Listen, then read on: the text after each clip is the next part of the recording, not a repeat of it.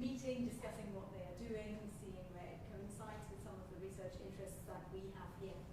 And I think, I would just hand over to you. Erin is the director of the Centre for, you're both directors of the Centre for Music Education and Social Justice, and Erin is also lecturer in music education and social justice, whereas Chiying is lecturer in community music and social justice. And there's our third guest, Helen, who's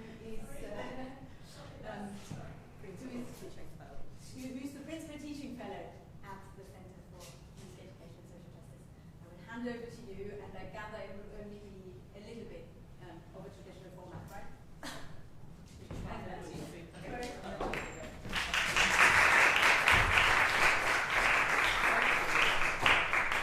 Thank you. So I've prepared my script, so it's possibly going to be quite traditional. I'll try not to, because I'm not quite used to this format as well. Anyway, so this is me, right? And you might see our presentation topic today. You might be wondering, where is the word social justice there? We're supposed to here to explore music education and social justice, and it will come, all right? So I just want to quickly introduce to you to a project that is conducted by myself and my project partner, Dr. Lee Chen, who is the Associate Professor in Games at the Anglia Ruskin University. So with the support of a MedTech Superconnector Fund, we are trying to look at a socially just approach to music making experience with special education need children. But I'm here today to share our not so successful experience, our failed attempt. Right, so this why somewhere is disappearing, never mind. All right, so the project is actually initiated during the lockdown when friends who are music therapists and music teachers, they work in the SEND schools, they were like, oh, I do not have access to musical instrument. I don't know what to do with my student when we are online. So we were like, okay, so me and Lee was like, okay, let's plan to design a cost-effective solution. And then I then came across with Chris Haplin. Maybe some of you also familiar about his work. He is a disabled artist and music maker. He talked about the aesthetic of artistic access. All right, to me, it is a very powerful concept. So he gave an example of like when you go to an operatic performance, right? You will see the musician, the artist here on the stage, and then the subtitle is up the front, right? So if you need to read the subtitle, then what do? You need to do this, and then that, this, and then that, right? So where is the aesthetic there? It's very confusing, isn't it?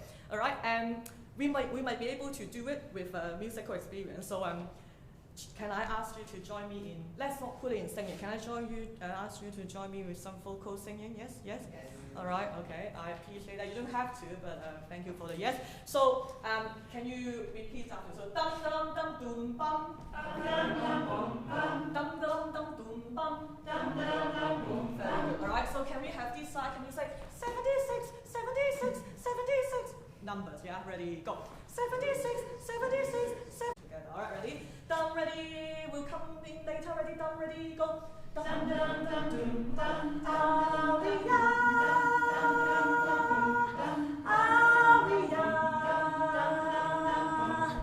dum, dum, dum, doom, bum, 76, dum, dum, dum, doom, bum.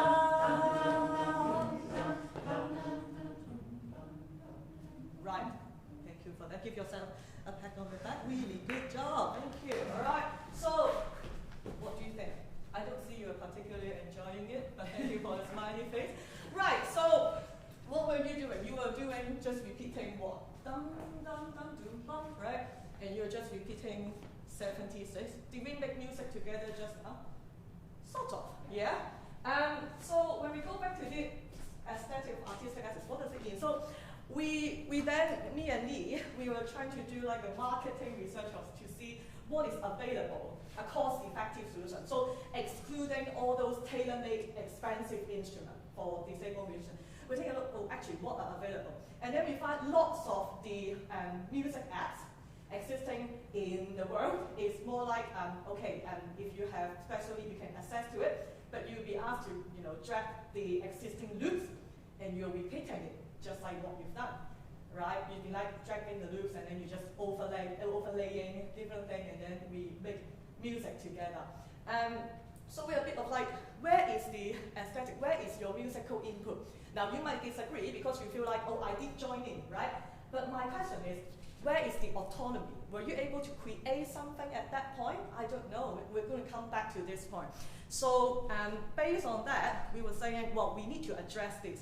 So we try to address the aesthetic of assets based on two concepts. First of all, we look at the importance of personalized learning. So personalization for literature, academic literature, is mainly on e-commerce, all right? So it's like commercial thing, but actually it's a concept, right, in social care, and also not only in the UK, in Hong Kong, there is also a reform in special education where they try to put people or user first, so like personalized learning. And then we also try to apply Brazilian framework for empowering education. So first, empowering education, empowerment education process start with the population to be educated in defining their own problems or issues and progresses through a process by which they develop new beliefs in their ability to influence their personal and social goals. So based on the above, we have decided to create an app in smartphone because it's cost effective, and I mean most people, they will have access to it. Nowadays you will see people have mobile phone but not the landline anymore, right? They don't have. So we're like, okay, maybe this is a solution. So using the Unity platform, we basically put all the 88 piano notes, right, fit into the angle of hand wrist movement. So basically when you move your hands up, you're making the music, the melody go up, yeah? And then you move down, and you go down, all right? So a basic example is this. You can take a look.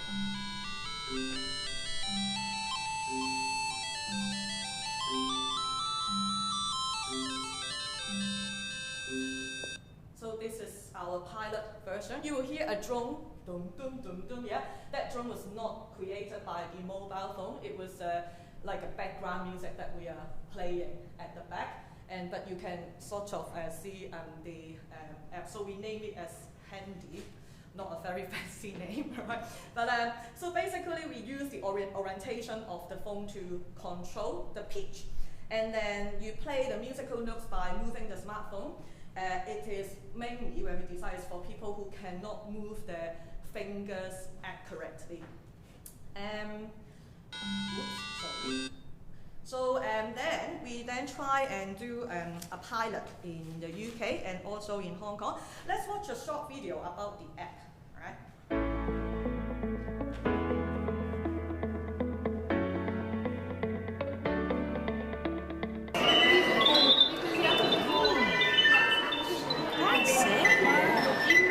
Especially with Jamie, he's very musically orientated. He loves music, he loves sound, but he finds it very hard to do things in a set order to get the right noise. And if you do something where you're playing it, for example, blowing a record or something, he wouldn't have the dexterity, but he can move things and make the noise, and that would interest him because it would give him a way to take part and a way to get into the music, which he can't do normally. He normally gets left behind. Isn't it? The sensory, the auditory sensory sensation of music and the rhythm as well. Limited input but get a really big output for them, and I think that's a really big selling point for the app, is that it is accessible. Right here, and I'm using it at the moment.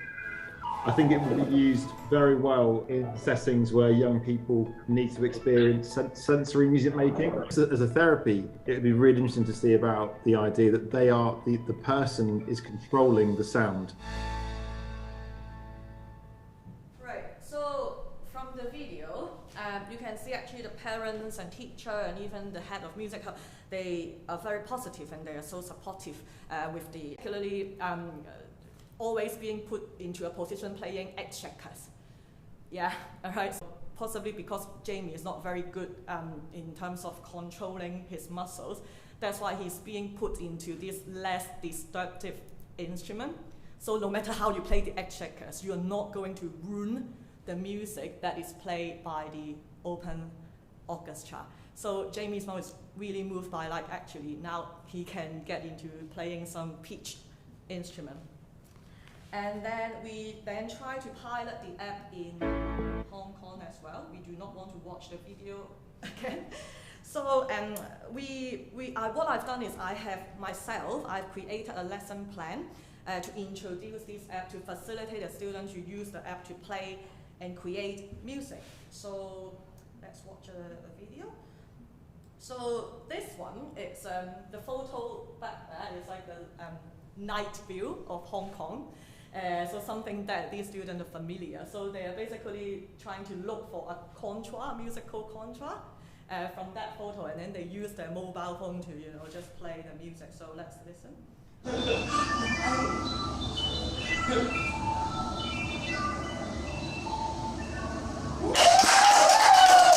So we were so excited because of can you see his hand movement, like, right? That's really cool. And I was really excited because this particular student, so I went to do some observation before I do the workshop with them. He is always not engaged, and then the class teacher and us were so happy because he volunteered himself to come out and do it, and then he was doing that, and so he's doing something. Perhaps is bringing up his confidence,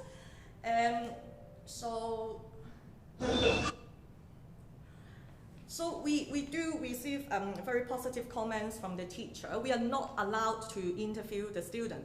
Therefore, the team interviewed school teacher, which most of them commented on how it empowers students in a musical way.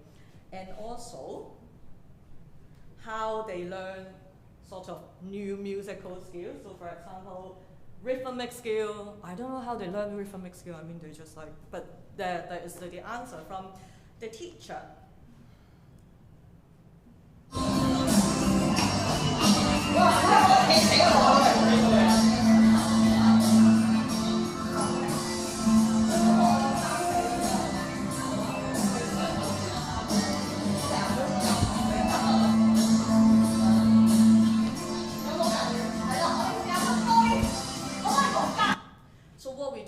We just played like a 4-chord guitar sequence, and then we asked the student to just play around with the app. So what happened is actually provide them a safe space for them to use mobile phone, which in fact a lot of schools got a no phone policy. The one we pilot in the UK, they do not allow us to give mobile phone to the students. They only allow us to give them tablet. So it's actually very difficult to move. Yeah. But then again, very positive feedback from the teacher. They identify some non-musical competencies. So for example, like body coordination, and then also helping them to improve their sensory motor skills. The other thing that we figure out is actually because the participants find the app very simple to use, that they could manipulate their musical expression flawlessly with hand movement. So very successful, right? It seems, right? So why did I say we have failed? Here we go, all right? So I'm going to make my confession now. Right, so remember I showed you the various frameworks that at the beginning, that was the theoretical framework that we try to build on when we create our app. So, however, since we are working with SEND children, their voices is often represented by practitioners working around them, stakeholders around them. So for example, like carers, teachers, but the only thing that we can do when we say people define the problem, what we can do is we go in and we observe them and we make our own interpretation instead of really listening to their voice. And then we talk about co-learning process, because this takes time and very often it is not allowed in these kind of settings. Envision improvement, develop social action. How? Let me show you the next slide and we can talk about that. So, about personalized learning, all right, which is actually highly promoted here, in Hong Kong as well. I think it is very important for us to address that personalization is already an ongoing principle in SEND schools. The staff who works there, they generally recognize that the needs of the individual students are individual, and different approaches and resources are required to meet their different needs. So in my interview with the teachers and teaching assistants, a number of respondents already described the way that they've been making their own individualized materials as part of their preparation. Therefore, personalization is an established practice in SEN, and technology is already often used to facilitate this practice. So nothing new about personalization from the point of view the teachers and support staff raised and recalled about that in our pilot school. But what we find now is through our pilot project, we see how some teachers actually see personalization as a binary opposite to a more social activities. So if we're thinking about community participation, think about it now, for our research participants, the personalized approach were not the same as non-social approach, because in learning disability or SEND communities, to be able to engage with community is actually, they will require assistance to support them to do it. So recognizing the need for social activity, the teachers and teaching assistants, which I have discussed the application to them, they were talking about, well, the app might allow them to create their own music, but it does not help them to listen to each other.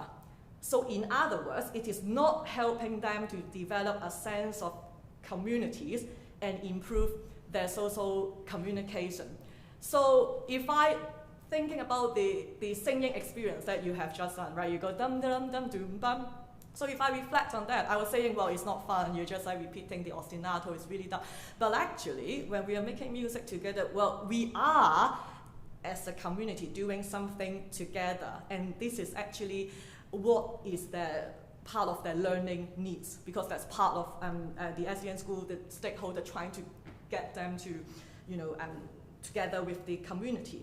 So the learning here for us is the learning disability sector is sometimes acknowledged as a model approach for to personalized learning. But actually what is often not acknowledged is the complexity of realizing this. So another thing, I've got lots of failed STEM on my PowerPoint. So the other thing is I was delivering the app by designing the lesson plan. Some teachers think the success of students engaging with the app is because me, as the practitioner, who brings in a different notion and energy compared to the teachers who were teaching in those settings. So it was not about the app, it was me.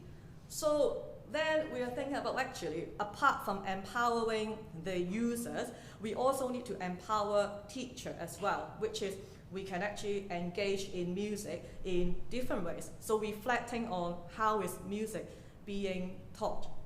So, and then of course there are limitations in the apps itself. So for example,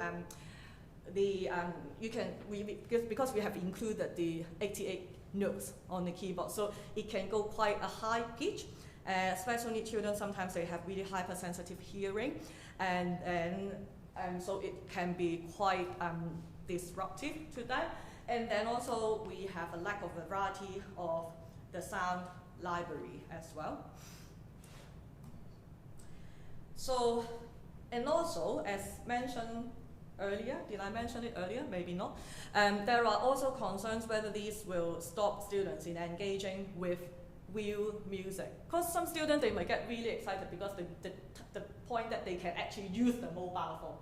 Many of these schools, actually the mobile phone and tablet, they are being locked in a cupboard. They cannot use it unless it's like purposely being embedded in their lesson plan. So we'll actually, are we really making music? So is this, or if I use this app, are we going to stop students in engaging with real music? So is this so-called, what we're trying to do, socially just approach is actually interrupting the school music education curriculum itself? But then, so we do believe fail is first attempt in learning. In Cantonese, we have a phrase called 失敗乃成功之母. So basically, failure is the mother of success. Yes? Do you have similar saying in English as well? Yes? All right. Okay. So we do think we've learned something through our failure. So in recent years, music educators have become more interested in linking music education practice to issues of social justice. Technology itself functions in at least two distinct or even contrasting ways in the field of special education needs setting. Technology undoubtedly increased accessibility for SEN children. However, the discourse surrounding SS, special education need, and technology or even disability marks their needs as something to be fixed, which is reinforcing ableism. Although people who have special needs are present in every area of focus within so-called personalized technology as expert user or technology creator, they are still very often being regarded as passive participants that require the help of non-disabled experts. So a true social justice approach should be recognizing the people who have special needs should be the leading effort in research and design so that no one can be left behind. This is what Jamie's mum particularly mentioned in the video. She is really upset by the fact that Jamie was being left behind in the Open Orchestra initiative. But to be clear, my aim is not to deny or diminish every way that the technology has improved the accessibility for people who have special needs, including the app that my team has created. We think we did something, right? We've done something. But to quote Gary Spo's keynote for Music Mark talk a few years ago, social justice in music education is not an end state, but an ongoing dynamic process. So therefore, I'm here to proudly say I'm actually embrace my failed attempt, and I invite you to continue to build upon the legacy of the past and current work, and we should keep imagining the potential futures to further explore the unsettled problem within the technology and music education space. Thank you.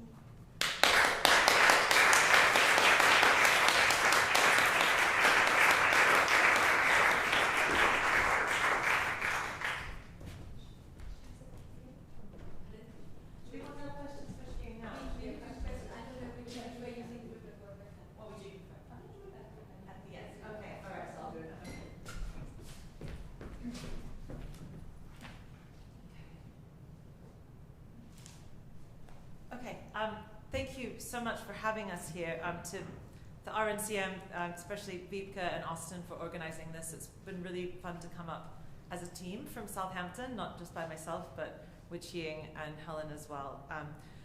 And we had, thanks to the postgraduate students who came and had a really exciting forum with us this afternoon, and Chiying for that fantastic talk. It was great. So I'm going to provide a bit of a summary of my research, and by extension, some of the sort of interdisciplinary and intersectional ideas behind the new Center for Music Education and Social Justice that Chiying and I set up at Southampton this week. So it's been a big week. So across the very different historical contexts that Chiying and I work on, and maybe on the surface our research seems to be very different, one of the elements that brings our work together is a social justice focus on the aesthetics of access to music education and the ideologies behind entrenched notions of what is valued as good music education in society and who music education is for. So today I'll explore some of the historical legacies behind the social justice implications of standardization in British music education and point to legacies of trauma, identity, and cultural memory in post-colonial negotiations of music and social justice. So, as a historical musicologist by training, and most of my sort of PhD work was in the 19th century, and I also had a unique experience of growing up as a child in 4 different ex-British colonies before moving here as an adult. I've always been very interested in the fact that systems of musical legitimacy in music education held huge sway and still hold huge sway in post-colonial contexts. And this is particularly in areas like standardization and graded examinations, and the social status attributed to so-called good or proper music education. I have also held a lifelong curiosity about the uncomfortable juxtaposition between the expense and cultural capital associated in post-colonial contexts with the importation of British graded exams as a marker of legitimacy against indigenous and communal forms of less hierarchical music making, such as community singing traditions and communal forms of instrumental music making that happen without systems of accreditation attached to them. So in my doctoral research, I explored the imperial history of social inequalities around music education in 19th century Britain, and specifically focusing on 19th century colonial South Africa and Canada. And I drew on music education history and post-colonial theory to examine how this concept of music in the British imperial world was constructed through racial, economic, and ideological systems of value that worked to privilege certain social groups over others. By way of setting up a critical framework and linking to some of the conversations we've had earlier today, I'd like to put us back to the rationales for bringing music education and social justice together, as discussed by Kathy Benedict, Patrick Schmidt, Gary Spruce, and Paul Woodford in their introduction to the Oxford Handbook of Social Justice in Music Education. Here, social justice is a term that is often employed in the educational literature as a catch-all expression and a political call to action for those seeking the amelioration of any number of social problems relating to, for example, class, ethnicity, gender, sexuality, disability, and cultural identity. In formal music education, the deficit model of education is often epitomized by an overly narrow definition of what counts as legitimate musical knowledge, which intimidates children who lack the appropriate cultural capital while allowing teachers to ignore much of the wealth of music that exists in the world. But how is legitimacy in music education measured, and who has the privilege of setting that standard, let alone accessing it? Moreover, who profits from being a gatekeeper of musical standards? Much of the existing research suggests that those who profit from standardization in education tend to sit within more privileged sectors of society. Now, taking this definition of social justice and music education back further into 19th century music history, I suggest that if we look critically at the longevity of something like the standardized graded exam system in the UK, we can see a conscious cultural construction of legitimacy in music education assessment that was based on imperial expansion and marketable, so-called measurable constructions of legitimacy that had never existed before, and still do not exist and have never existed in many other countries around the world outside of the cultural imperialism of the former British Empire. To that end, standardization in education provides a fascinating case study in social justice, because music studies has only recently started to engage with the vast evidence in education scholarship that standardized testing often only reproduces and replicates social inequalities. While in the wake of the COVID-19 pandemic, elite American Ivy League institutions, such as Harvard and Yale, scrapped standardized testing as an undergraduate admissions requirement as part of a broader conversation about increasing the diversity of their applicants, it remains to be seen as to whether conversations about music standardization in the UK, a legacy that is inextricably linked with British imperial history and white settler colonial social status building, will make it into conversations about the social justice implications of UK music department and conservatoire admissions requirements. For music departments and conservatoires in many other international contexts do not rely on music grades for admissions. So the USA, where I was born, has no standardized music education, and their conservatoires and music departments still have the practice of classical music at very high standards. The question remains as to why the British music education system continues to do so and to value this. Now, from a historical perspective, why these values have become so deeply entrenched with notions of respectability, gender, control, and prestige. As the recent work of Anna Bull has shown us, the values that are embedded within Western classical music about getting it right, as if there is something within music to actually get, as opposed to creatively explore and negotiate, brings up a larger question of what exactly is being valued. Now, it won't be news to most, I presume probably all of you in this room, that most music students who've lived in Britain or the former Commonwealth know that to be taken seriously as a classical musician, you're supposed to take standardized graded music exams. That, as Anna Bull argues, enables the performance of upper class, also code white, respectability. Now, what is less acknowledged about this system of musical authority is that the British musical examination system was a direct product of late Victorian imperial capitalism, and that the companies that set up the testing boards in the 19th century London could rely on settler colonial societies to fuel their financial success and their global growth.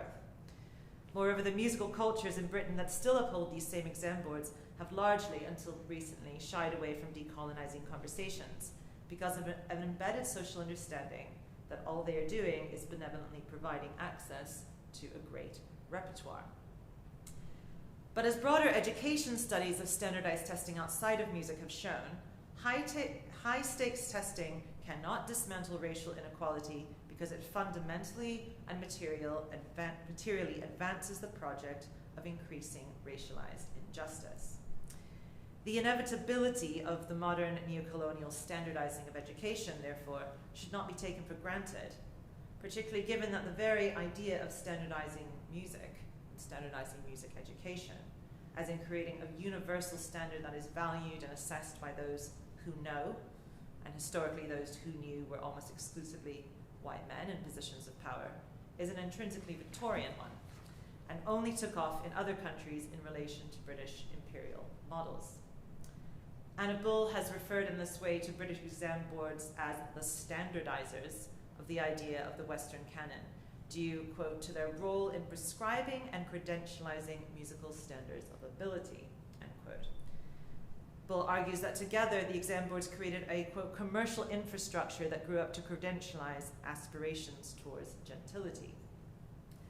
So there emerges then an embedded link between the Victorian context that first reified the idea of a musical standard, and at this time this saw the standardization of pitch, time, Greenwich Mean Time, railway timetables, medical accreditations, everything was being standardized in sort of the late 19th century. But it was also the empire that provided the latitude for the exportation of these standards as a valued product. Above all, it was not just proficiency in Western classical music that was being examined in this process, but also performance of a white Victorian version of the human that erased the possibility of indigenous agency. And so let's start with post-colonial educational legacies today and work backwards. For millions of children around the world in 2023, the institutional structures of music education that are available to them are heavily influenced by arguably neo-colonial forms of standardized testing.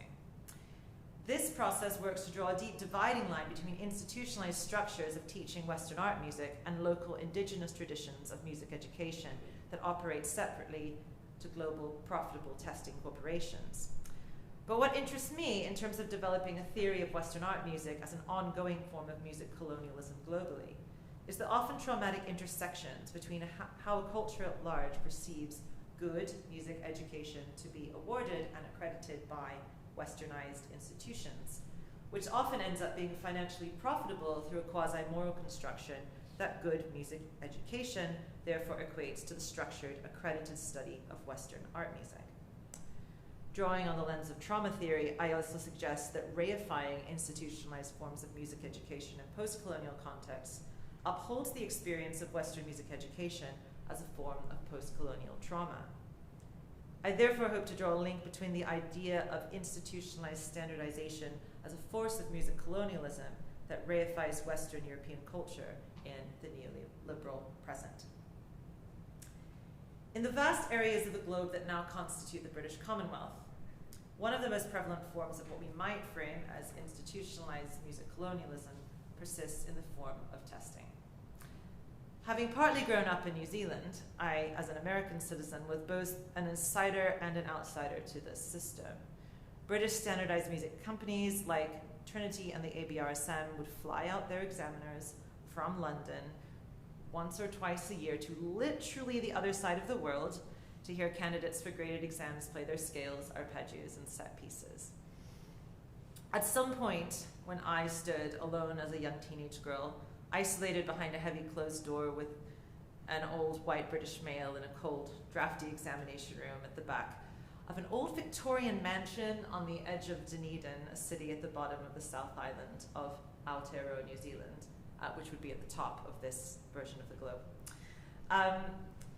Struggling through my 3-octave D major scale on the violin, it occurred to me that it was strange, uncomfortable, and indeed vaguely upsetting that my family had spent several hundred New Zealand dollars to have this man, the physical embodiment of neo-colonial British authority, fly all the way over here to Aotearoa to give a grade to my musicianship.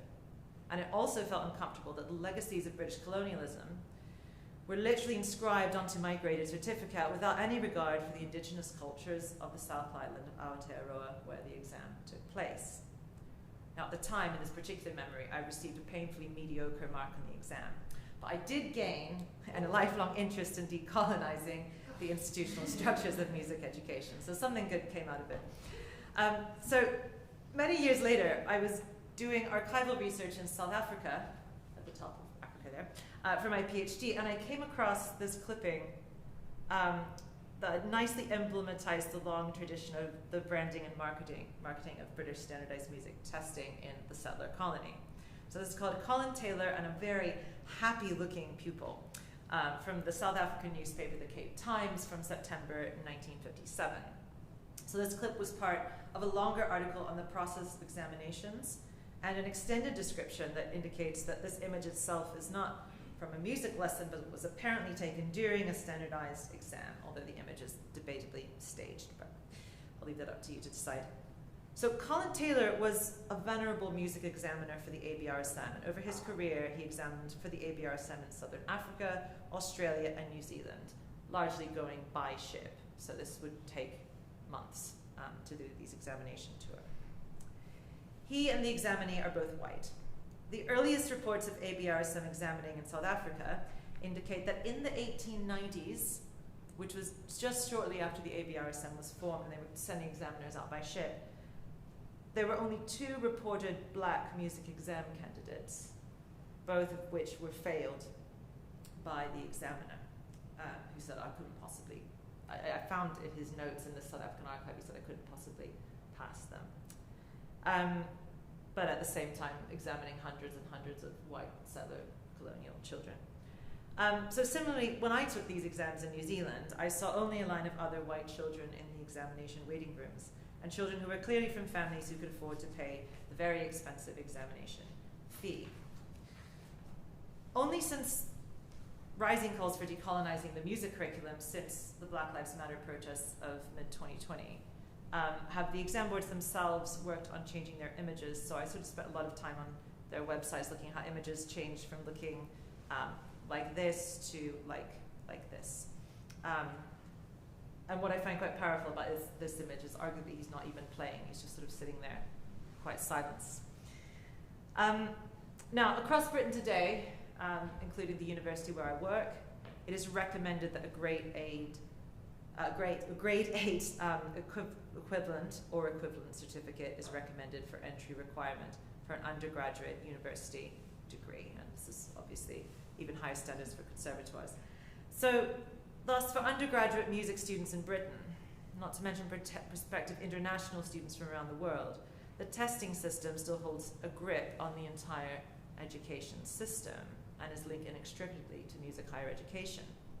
So an important question then in triangulating what is now still a late Victorian examination structure that continues to profit by sending out examiners to locations like Thailand, South Africa, India, and Hong Kong, is whether recent calls for decolonizing their syllabus and the use, particularly since 2020, of more diverse images on their website really changes the structures of imperial global capital that created the examination system in the first place. When you still have a structure where the emblem of examining power is in the body of an examiner who travels and often flies across the world to hear candidates play their scales and set pieces, the implication that Britain itself still holds examining power as a form of ongoing music colonialism through neoliberal education structures now still remains the same, even if the syllabus now adds in more works by so-called minority composers. So the explosion of standardized testing in the Victorian world, going back to this slide, saw that standardization and imperialism were kind of 2 sides of the same coin. Standardized testing in music and in many other subjects grew as a way to manage a growing empire. as well as a way to profit from it by charging fees for examinations. Perpetuating these systems in post-colonial context today has created systematic reifications of musical power that risk placing the post-colonial examination candidate in highly vulnerable and stressful situations. I suggest consequently that the post-colonial examination candidate, like the trauma victim, becomes stuck in negative associations about the racial, gendered, and imperialist boundaries of Western musical authority. Associations which, moreover, are upheld and experienced as a cultural trauma by wider communities. And this relates also to the transgenerational meanings attributed to the exams across post-colonial societies today. In this way, the growth of British standardized music exams in the post-colonial world can be not only a form of personal trauma or personal joy, depending on, many people genuinely enjoy taking the exams if they're the type of student that excels in under that kind of pressure, but also a kind of cultural experience of the authority of standardization in a broader way.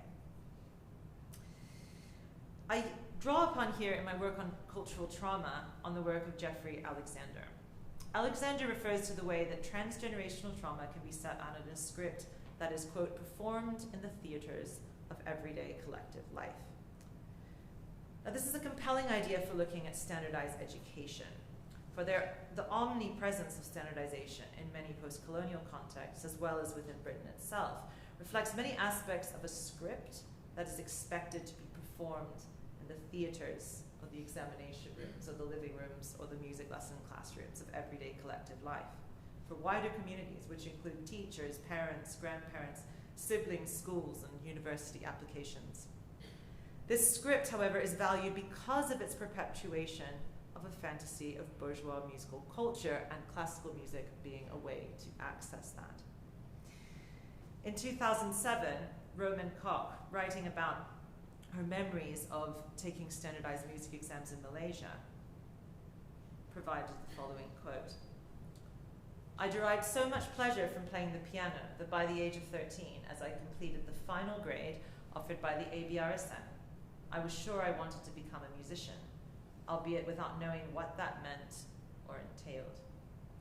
Perhaps the decision, born of a colonized imagination, represented a continued yearning to become British. At this point, I began to wonder if one could become a musician simply by passing examinations."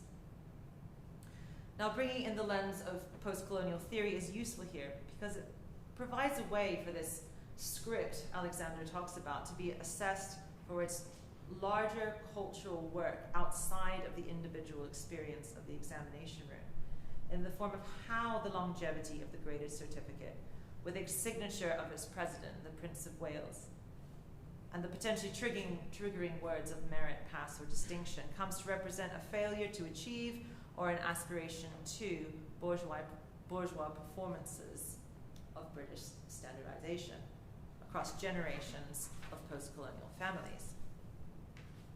I suggest that if we challenge ourselves to view the imperial history of British music education through a contextual lens, we can come to recognize that the history of standardized music testing reflects many Victorian values that gain preeminence at the expense of indigenous musical traditions, constituting an ongoing form of colonialism, where the westernized graded certificate is reified now by the neoliberal marketplace.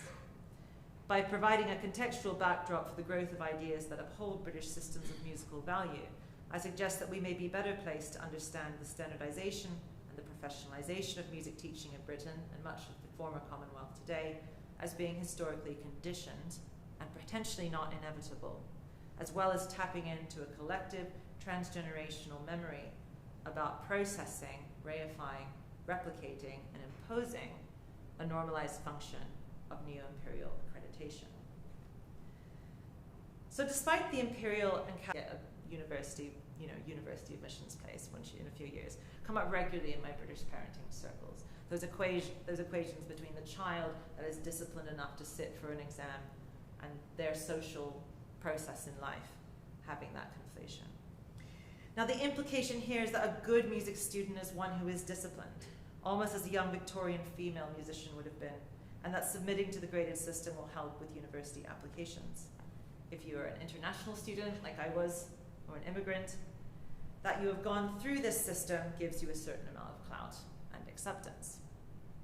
Now, lying behind the criteria that British standardized music testing sets out, of course, is the implicit assumption that as music students develop, they will increasingly aspire to meet standards of musical attainment that give them access to the Western classical tradition.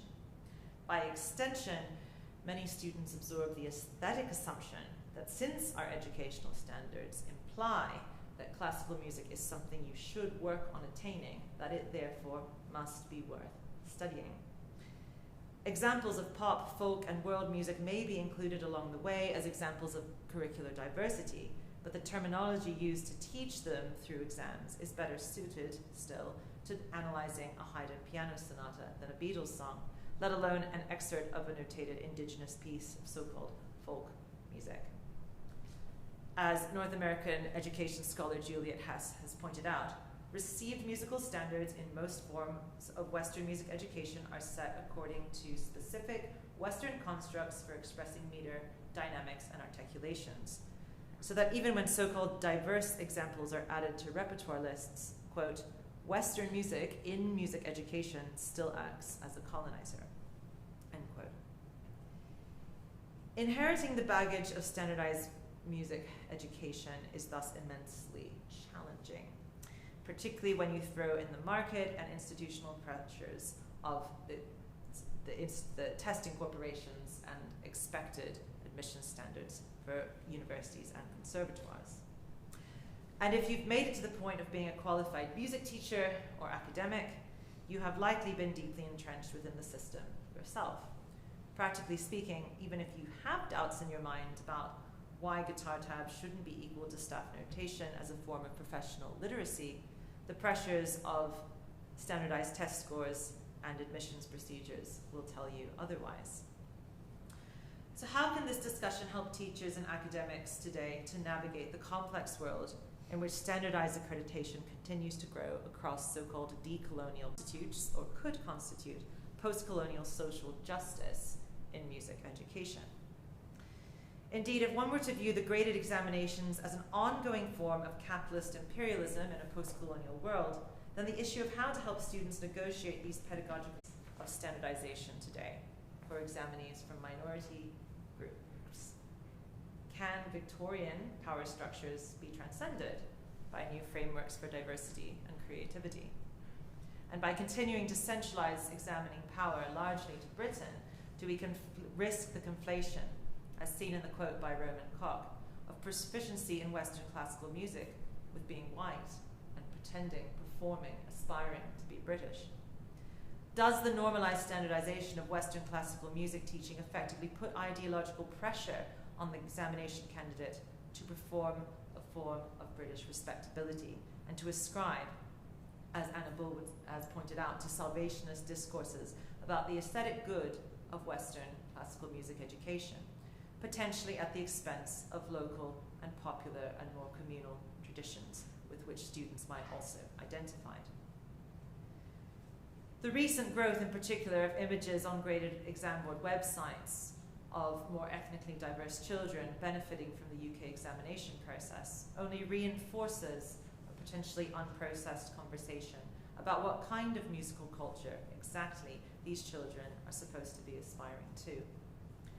Perhaps the greatest risk of standardized testing today is that imperial and therefore racial histories can also be all too easily hidden within the financial market structures that promote standardization under the guise of equality and access to music for all.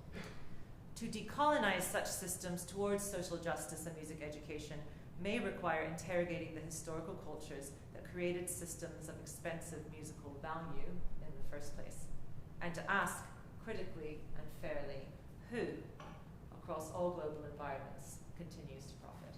Thank you very much.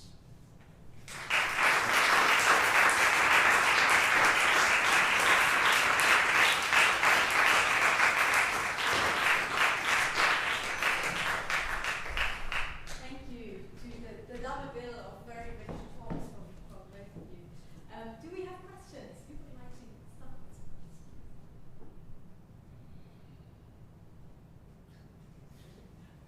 Ronnie?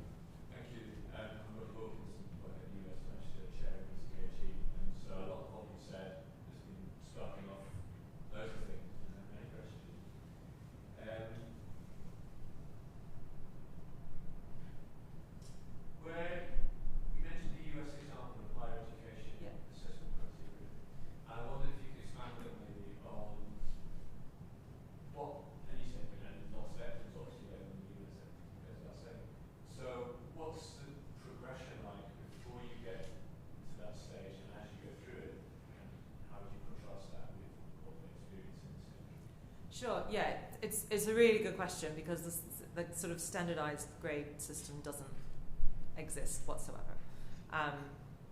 So you could then make an argument that, okay, you know, is it absolutely wholly necessary to achieving high standards of performance? So yes, in the USA, it depends whether you're in a conservatoire or a university. If you're in a conservatoire, it will be admissions will be based on auditions, and if you're at a liberal arts university, the traditional 4-year American liberal arts structure is that you don't decide what your major, what your degree will be in until your 2nd or 3rd year, usually the start of your 3rd year. So for example, when I was doing my PhD at Yale and I was a graduate teaching assistant, I would teach students in their 1st or 2nd year a course called Introduction to Music Notation, which was great. It was like the staff has 5 lines and this is a treble clef, and by the end we would all co-compose a piece of music together, and it was wonderful.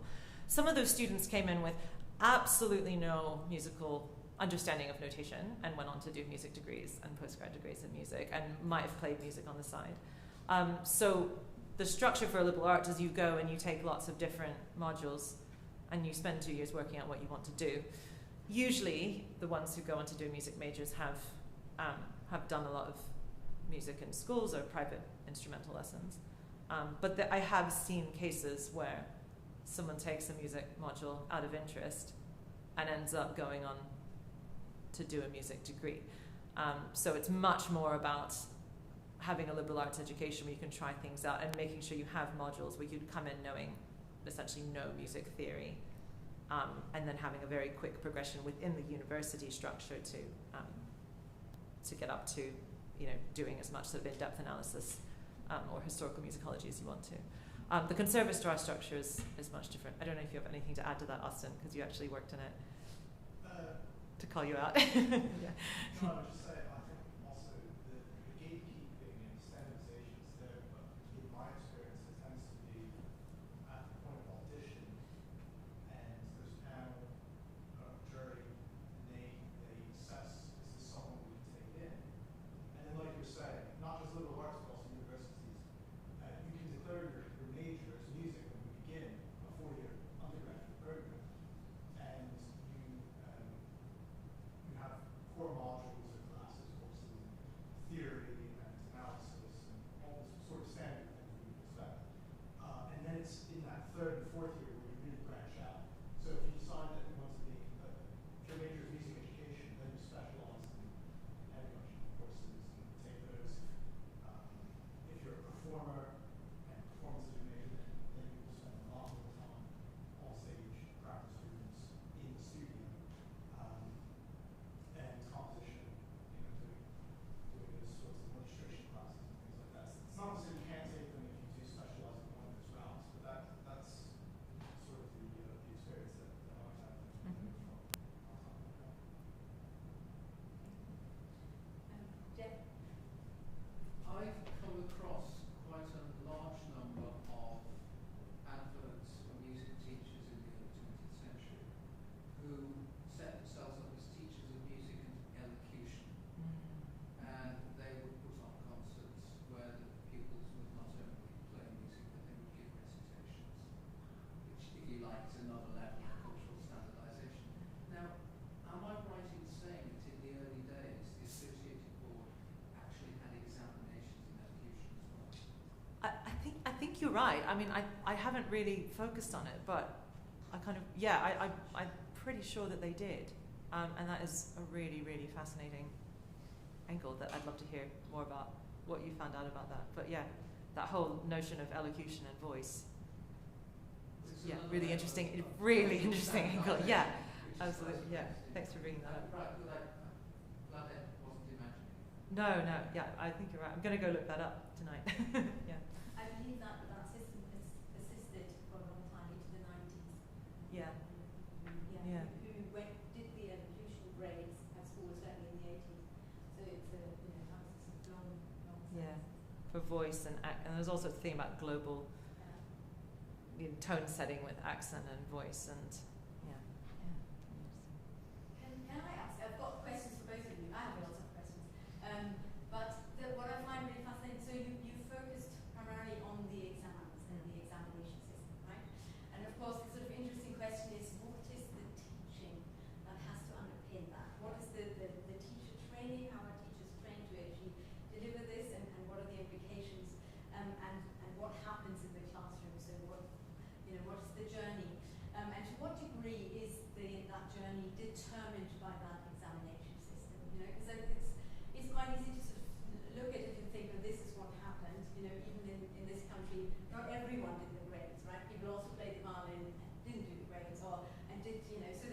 there's an embeddedness in the sort of wider culture.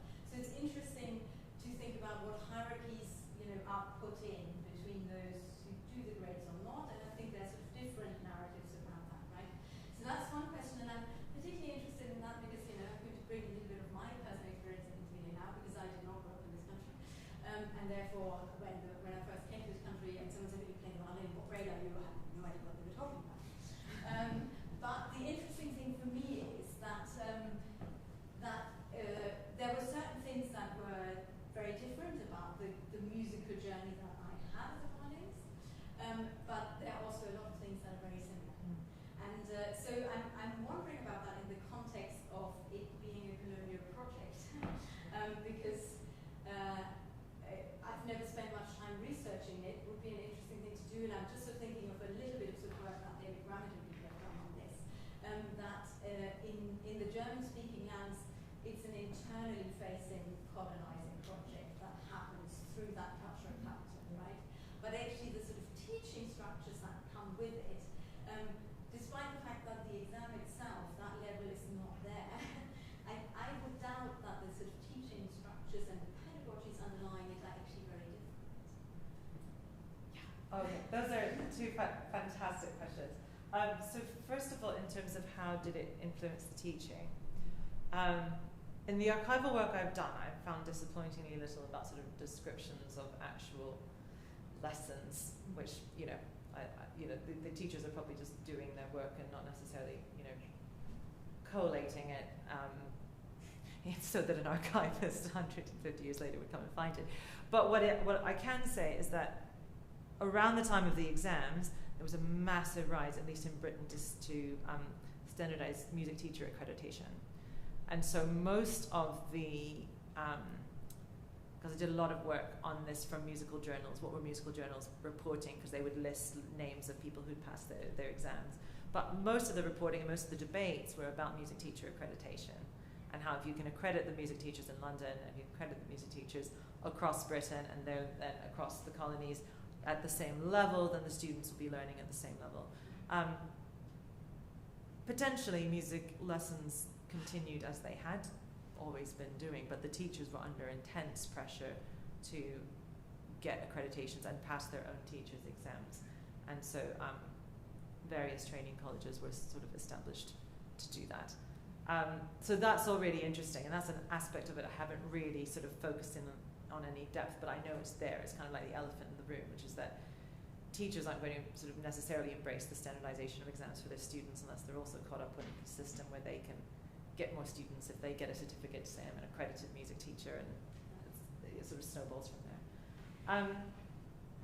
Yes, in terms of kind of the global point of you might not have grown up with the exams, but a lot of the structures of the actual education and standardization are similar. I think that's a really interesting point because I have sort of observed similar things between learning styles with the USA, where the graded exams don't exist either, and what I've experienced here. To which I would probably say that the kind of master-apprentice model and that form of pedagogy already existed and had grown for a long time in Western Europe. Then what changes is the idea that you can export it, the idea that you can standardize it and frame as something that you can therefore make into a sort of almost commodity that carries associations of respectability and accreditation and being a child in colonial Australia and playing the violin at the same level as a child in London. I did a little bit of archival research on colonial India, and in all the newspapers in colonial Calcutta, it was like, so-and-so is an organist and he can offer Trinity graded exam training. And so that was part of, so there's these interesting things about how I think it becomes almost more prevalent in the way teachers advertise themselves and market themselves in settler colonial societies, where there was less of that kind of reputation. There weren't necessarily conservatoires being set up in many. There were in some colonial posts, but not others. So how do you gain authority? And it's the exam. but that's such a good question. So actually, what happens in the lesson? How is that influenced by that?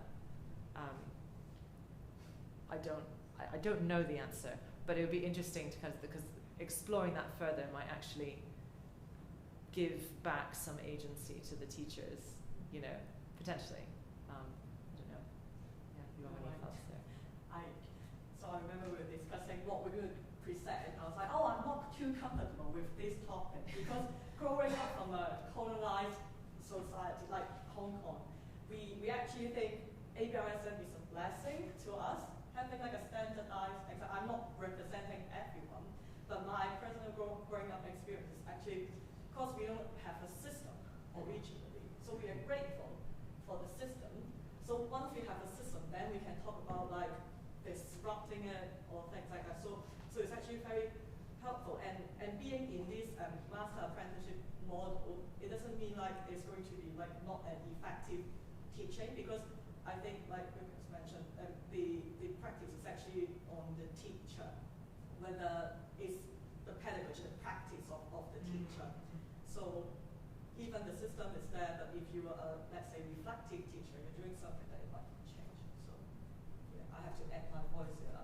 I'm actually growing up with ABRSM system, and I feel like it's actually very helpful in my journey. So yes, yeah.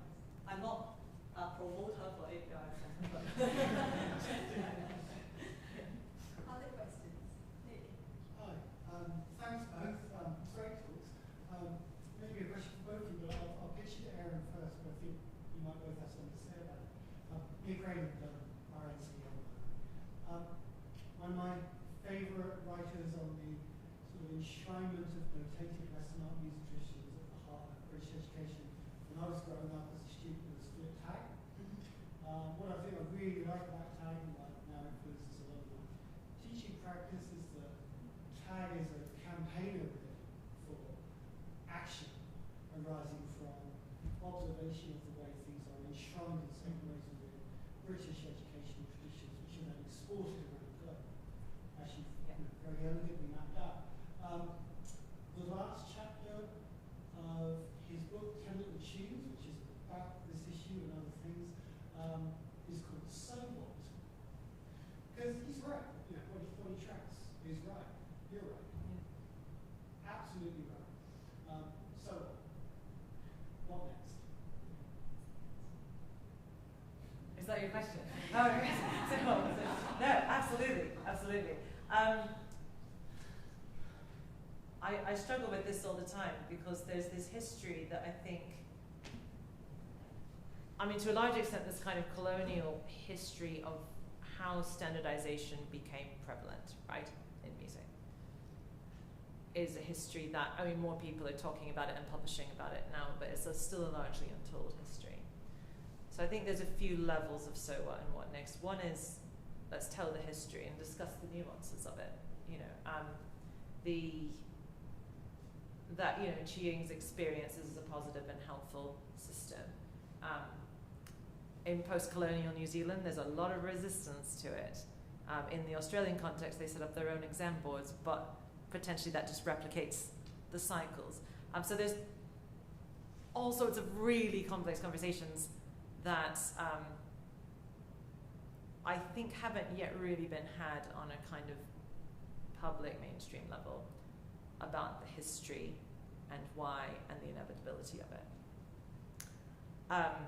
So I think those conversations need to be had, and that's sort of what I'm trying to do in my research, is to at least start those conversations. That's why we have the centre. That's why we have started the Centre for Music, one of the reasons, the Centre for Music Education and Social Justice at Southampton. I think, in my view, starting conversations and broadening the kinds of questions we ask about the inevitability of why music education is the way it is gives agency to teachers to decide whether they want to continue in the system or leave it. I talk to a lot of music teachers, particularly just through the school run with my kids, where they're like, well, I hate teaching the exams, but the parents expect it, right? And that sense of being stuck. But the parents probably haven't thought about the fact that actually it is quite possible.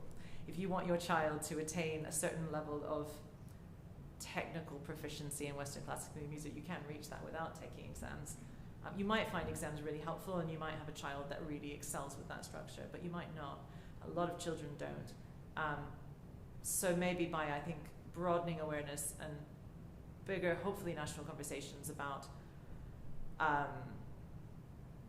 colonial history, political history, the aesthetics of access and the cultural capital attached to that will give more agency to musicians and teachers to make informed decisions about how they approach music education. Because I had a similar question of, what is the next step? Because and that's what I think, from our conversations this morning, so what I find exciting about the centre, bringing the difference between the three of you, those sort of very different approaches together, because it's in some ways quite easy to sort of think of it very cynically, look at the ABRs and say, okay, now they're putting non-white musicians on their pages, and that's the fact that you had it on the cancellation page. Yeah, I had to use that image, yeah. And they are trying to broaden out the repertoire, but yet the methodologies of assessing that repertoire or learning that repertoire haven't changed, right? We still say, this is the right way, is it all the notes are correct? And they have, they're introducing things like the improvisation exams as a replacement for the theory exams, and so we can look at all of that sort of cynically and to say, okay, it's the box ticking to try and but the underlying question remains, do we need an examination system, and maybe that's just what it is, we need to get rid of it, or do we need to investigate the much deeper teaching and learning structures that sit underneath that, right? And that's you want a question, but I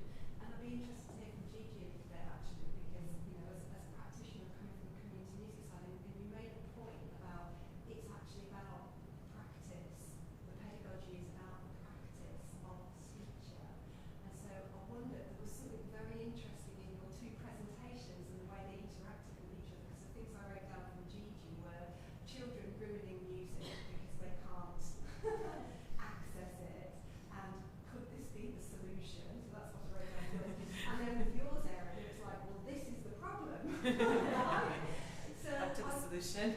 Yeah, so I'd be really interested to hear from Judy a little bit about, so, and again, so you've come in with that, you know, your voice needs to be heard, of the positivity that you found within these structures, and we can't just, you know, kind of address one problem by creating another. So I wonder, from the context of your practice and your research, what your response would be to the questions that Erin is raising about teaching to exams. Do we really still teach to exams? I don't know. We do it, but Yeah, I guess first of all, if I have to answer Rivka's questions, actually, I think Jenny, Jenny, you were actually answering your question, because it's more about like, so when the teachers are saying, well, if you introduce a mobile phone, they might not like the real instrument. I guess it's like how, it's actually my responsibility that if I show how do I present the app, the mobile phone to the student. So that is my practice, isn't it? So if I present it as like, this is a surprise, so you'll be like, oh, mobile phone, I like it, right? But then if I kind of embed it, so it's the way how I teach it will make a difference to the, am I speaking in English? I'm so sorry. Sometimes when I get too excited, I feel like I'm speaking Chinglish. So, so I think it's the, yeah, I'm speaking English, right? Okay. So it's the practice, how I approach it to make that difference.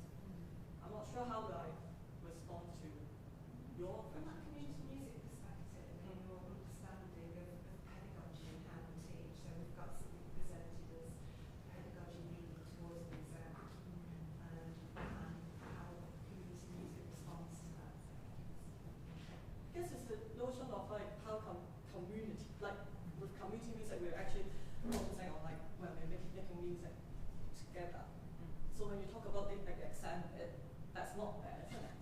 Like it's more like one to one. So it's more on like the social impact that we create with community music. How do we fit that in? Yeah. Exactly.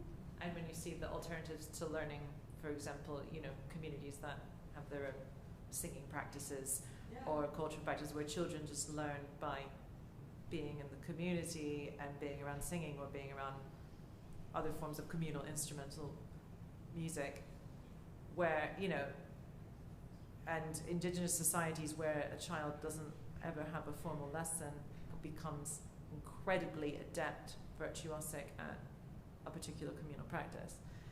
So to that extent, I think a lot of children naturally learn music through making it with other people, and this is what Helen was talking about in the PG seminar this afternoon.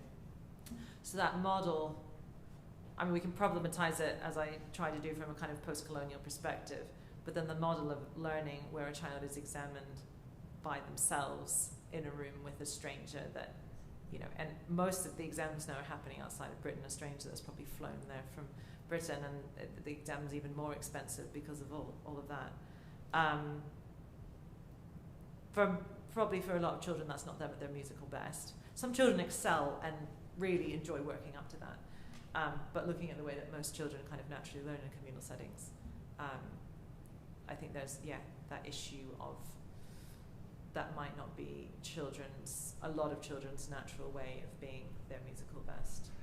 And then getting a fail on that exam prohibits puts them in their own self-diagnosed category of I'm not very musical. And also, like for standardized examination, we basically try to help the student to grow up with this like identity of like I'm a musician, I'm a concert musician. But sometimes in community music making like setting, you're making music, but you don't really think about like whether you're a musician or not. You're just enjoying the moment and so think about identity. Yes. There's also narratives of boundaries. Yes. I wrote it down. That was a good one. Yes. Yes, we do create narratives around boundaries, and I don't think standardization necessarily helps because, Western art music was so much more flexible prior to 200 years ago, with the creation of a canon. And I think standardization and canonization happening largely in the same century are also an untold link there in this story. Yes, I Yeah. was thinking about that as an 18th century historian. Yeah. You know? Yes, absolutely. So we always put it Yeah. into the big band of the 19th century. Yeah. You know, a lot of the narratives around social status, of course, you know, they come in earlier. So, you know, yeah, it's an interesting one. But Roddy wants to do it. Roddy and then Adam.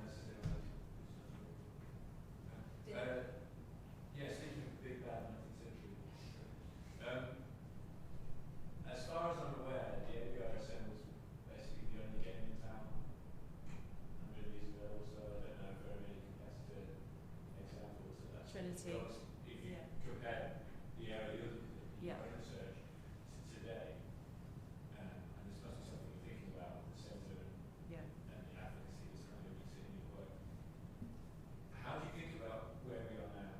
You know, we might say the ABRSM and bodies like higher education institutions are in, if not listening mode, seem to be listening mode. And we're in different places in terms of the examination system, you know, standardization. You look at the growth of RSL, rock school reports. Yeah. And the kind of competition and marketization that's happening, and the way the standardization now exists across all these different types of musical tradition that you can learn. So it's the ABRSM is kind of one part of now quite a complex picture, I would say. And that's not a question, I know, but I just kind of putting it out there because where we are now is very different in that sense to where the ABRSM starts. Yeah, and that's precisely why it's so fascinating that their examining structures are largely unchanged from the time of an extremely different context. Trinity actually was earlier than the ABRSM, and they got to South Africa before the ABRSM, and then the ABRSM had more money and examined more candidates. But Trinity was bigger in India in the 19th century. Anyway, it was really interesting. So just one more point to your question about ABRSM being the only one in the room. What fascinated me was when I was doing my work on this was that there were so many upstart exam boards. So if you looked at what was being reported in the musical journals in London, it was ABRSM and Trinity, they're legitimate. And then there'd be a list of, look out for these bogus music exam boards. And there'd be loads, like, you know, dozens. And they'd be like, oh, this, it's basically as a scam. And there'd be all these articles on look out for the scam new exam boards. And there was article after article, especially the late 1890s, called The Examining Craze. Watch out for the scam exam boards, all the, you know, all these bogus exam boards. And then in Canada, they tried to set up their own exam board, and that was a big bogus exam scandal. And it was really fascinating. So there were lots of upstarts to do this because it was a model that other companies wanted to emulate. So again, that's part of the history that's also really interesting, is maybe one of those other. Today, I mean, I think there's a bigger conversation and a lot of research to be done about where we're going to get to with standardization and AI, and the standardization, the complexities of standardization that already exist with the digital world, from the use of AI as a form of music education and a form of access, and the ways that also limits other forms of creativity.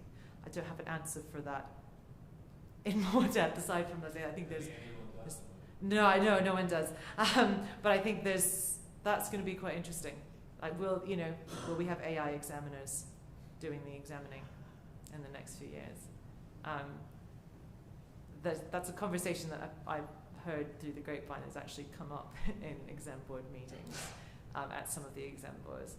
So, in that case, if you're going to have an AI robot as examiner, it's going to be a really interesting new landscape with all sorts of other problems and ethics and social inequalities reproduced. So, we'll see.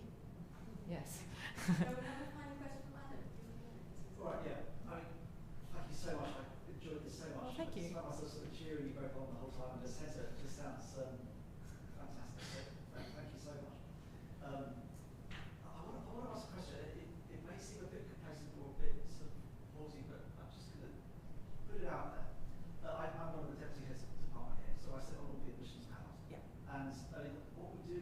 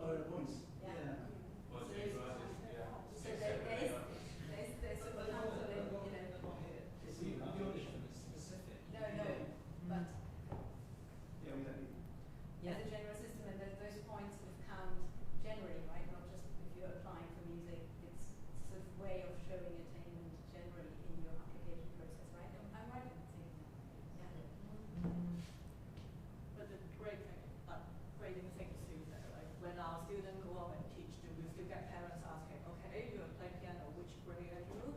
Oh, you're not, then we would say, oh, you know, the Trinity, they have ATCL, right? So we're like ATCL, and they're like, oh, you have no grade 8. Like, you say, like, they don't know about it, they just want to.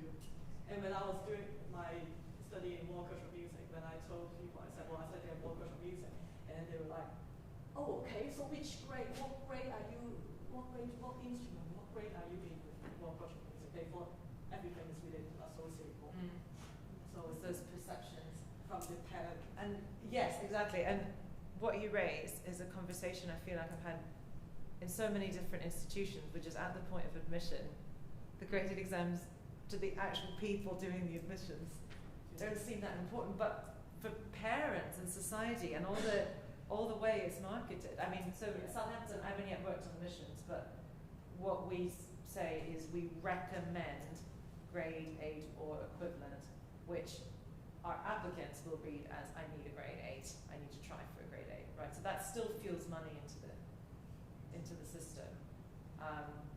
And parental expectations that that's what you need to do, even if maybe it's not actually playing a huge role in the admissions itself. Yeah, but when so like when the University of moving on talking about employability, workforce, then it's like coming back to, even we don't want to encourage this grading system, but in order for the students to kind of like get employed, they seems to be like they need to get this recognition in order to help them get a work. So I mean, from a conservatoire background, it might be different. If you say, well, I'm graduating from this conservatoire, they were like, okay, you have quality assurance, tick. Okay, you can go ahead. But not necessarily in the, so this is what I've observed like as an international student coming into the study and in conservatoire and also teaching the university now. So, And I think that sort of the tick, and everybody needs to, you know, I think that is still a big part of the narrative in the conservatoire, right? So it's a different level of the tick, but there are discussions around when you introduce different pathways, different types of music qualifications into a conservatoire, it's fairly standard to then have the considerations of, does that in any way compromise that tick? That if you've come with a qualification from a conservatoire, it means you're a concert performer, you know. So that's a sort of fairly, I mean, certainly a conversation that comes up and a concern that comes up. Do you want to give us a final? Well, no, it's really interesting because I want to sit there thinking, right, well, here's a teacher, I don't really care about the exams, what they do, and there's an outcome of everybody learning it, but teachers still teaching, that's just certificates there. The admissions team are not looking at A-levels exams, they don't care about them, that's not the point, it's how the person is, and that conversation, and how they're playing. Researchers are thinking, well, this is just all a bit of, you know, trickiness here. So is it just an urban myth? Exams just an urban myth? Do they exist? Are they real? Yeah. It's really interesting to get your head around, isn't it? It's like, so why? Yeah. So it's Well, it's yeah. a myth with a huge price tag. Yes. I mean, that was precisely my experience, having like, you know, being the child of American parents who, my mum had done quite a lot of, she had done sort of conservatoire level piano in America but never sat an exam. So we're in New Zealand and I'm being told I have to take these exams. And she was like, why?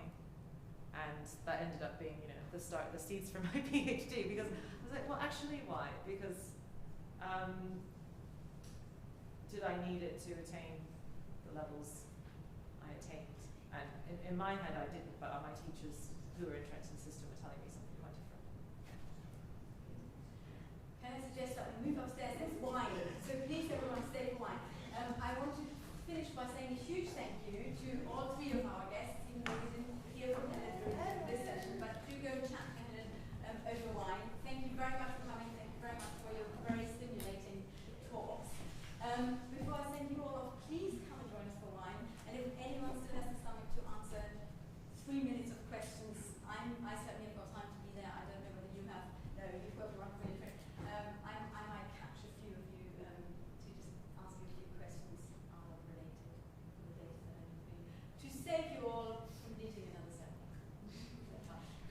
you all. Thank you very much.